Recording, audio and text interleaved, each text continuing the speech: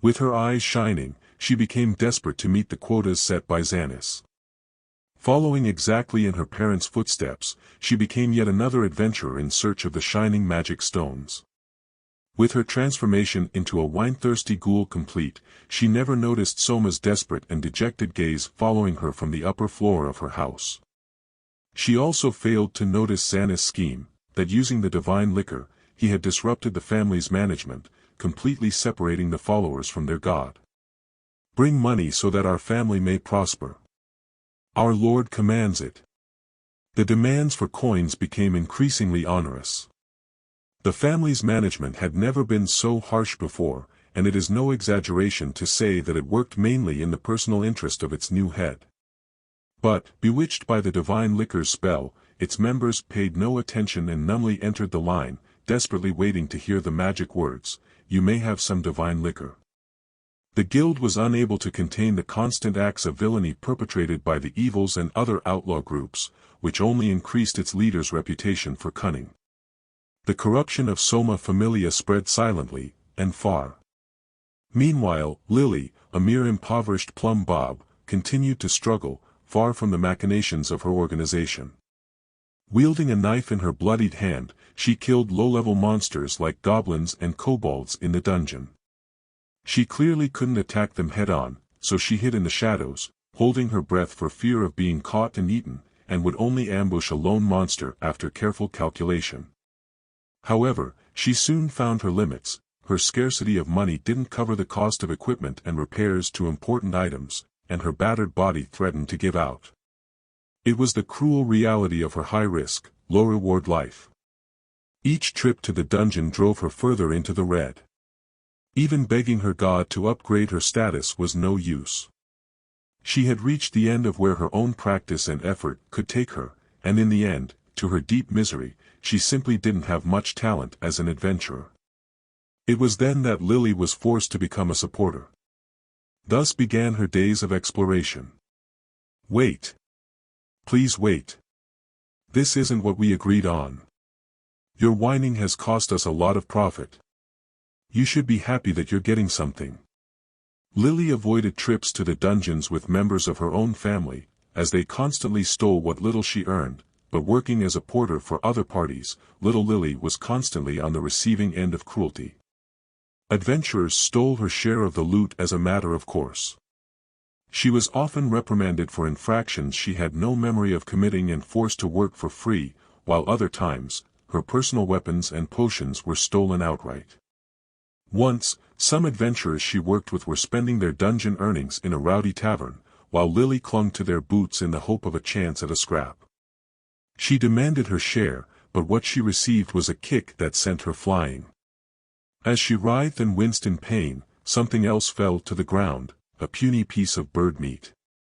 A laugh rang out in the tavern, as if to say, "There, beg for your dinner," and Lily would never forget the adventurer's jeers for as long as she lived. Humiliation and despair swirled in her heart. There wasn't a single day that went by that her cheeks weren't wet with tears. A full-time supporter. An object of disdain. She had never felt so much bitterness for the hand the gods had dealt her and the cruelty of the world as she did at this moment. Why do I have to? It was also at this moment that the spell of the divine liquor began to weaken. The return to sobriety always brought a feeling of despondency, a terrible desolation that assailed Lily. She even felt anger toward Soma and his divine liquor for cornering her. But there was no turning back. Lily was already gaining a reputation among the lower-level adventurers as a good way to increase profits. There was no one in her own hopelessly twisted family who would come to her aid or give her protection. She would just be a tool in their eyes, a thing to be used. There is no one left who ever helped me. Lily could not remember the face of the only person who had once offered her a meal. What should have been a warm memory was scattered like sand in the wind, either washed away by the unnatural desire that the divine liquor inspired or crushed under the endless days of suffering. Having lost even her memory, Lily now only fought for her days to stay alive. I want to die, but everything was so painful, so lonely, and such a struggle. She hated it. She constantly thought about throwing her life away. But Lily knew. She knew the burning pain that came with being attacked by a monster's claws. The choking sobs that followed the impact of an adventurer's boot. She could not risk death, for fear of feeling even worse pain. So one day, unable to bear another day of exploration, Lily ran away, from the adventurers and her family, with great tears streaming from her eyes.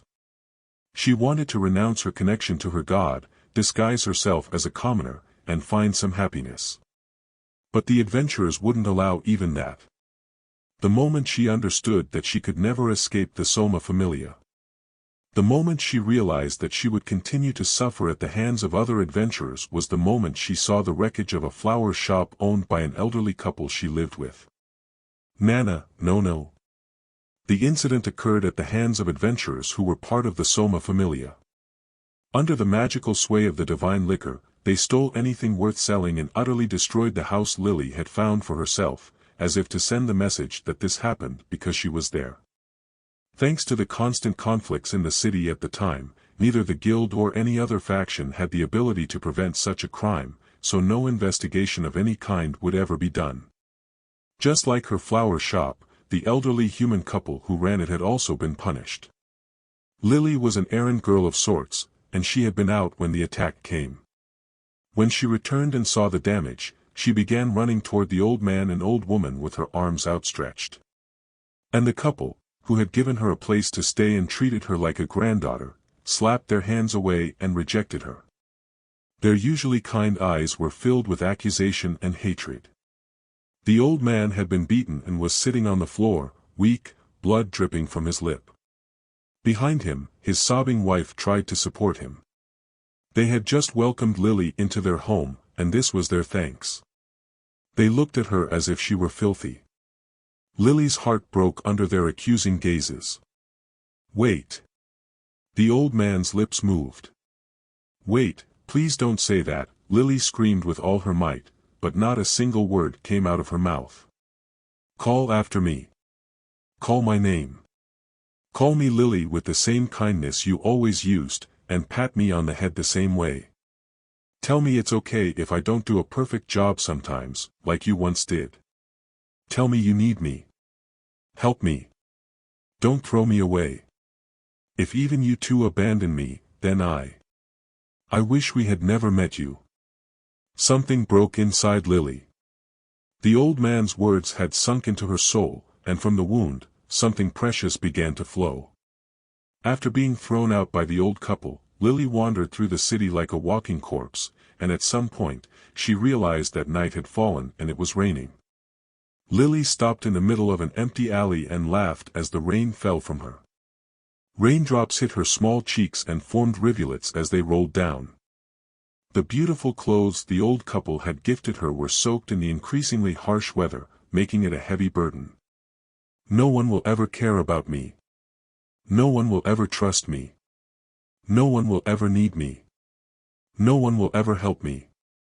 She was alone. There was no helping hand to be found. Whenever this cruel world allowed her some sweet dream, she would always return to the cruel reality as soon as she woke up. Lily understood this now. She understood all too well that as long as the mark of her cursed family remained on her back, freedom and safety would always be out of reach. She continued to laugh. Buried beneath her laughter were the sobs trying to come out. After that day, her eyes became wild and desperate. Lily continued working as a supporter. Whether she was directly supporting Soma Familia or other adventurers, she was always careful to pretend to be a faithful and groveling servant. No matter how much she was abused, no matter how hard she was worked, she kept a doll-like smile on her lips and ice in her eyes, waiting for the moment when she could be freed from the bonds of her family. She would no longer run or try to trust another. She could not bear the thought of causing harm to anyone else, nor the thought of being betrayed by kindness once more. All her waking hours were focused on earning enough money to pay her family compensation. It was at this time that Lily began to take an interest in thievery. Having endured so many hardships, she could no longer afford to be idealistic. Day by day, her skill at thievery improved. Of course, her reputation as a good money-maker ensured that Lily was still constantly exploited, as she had always been. "TCH, is that all you have?" An animal named Kanu clicked his tongue in irritation at Lily, who had fallen to the ground after the beating he had given her, as he examined the bag of coins he had taken. He was one of the Soma Familia members who continued to take advantage of the defenseless girl. As Kanu and his gang stared at the exhausted Lily, a slender-faced human watched from a step away, his hands clasped behind his back. "You are working diligently for someone who does not drink Lord Soma's divine liquor, Berta. Is there something you are looking for, perhaps?"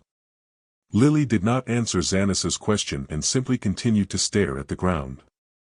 She had not drunk a single drop of the liquor since that first sip. Unlike the other members of the family who regularly exploited her at Xanas's discretion, she abhorred the liquor and feared its effects. Kanu, ever the loyal underling, kicked Lily in the head for not answering his leader's question. "Boss, we should sell this trash to a brothel. Even a runt like her could fetch some coin there. What are you doing?" Just as Kanu turned to Xanas with a shrill, vulgar laugh, someone walked past the family courtyard where they were gathered. Her head still reeling, Lily heard a low, harsh voice and managed to turn her eyes in its direction. "Ah, Chandra. Well, the thing is..." Lily's blurry vision caught the outline of a stocky, muscular dwarf. As the dwarf listened to Kanu, his brow furrowed.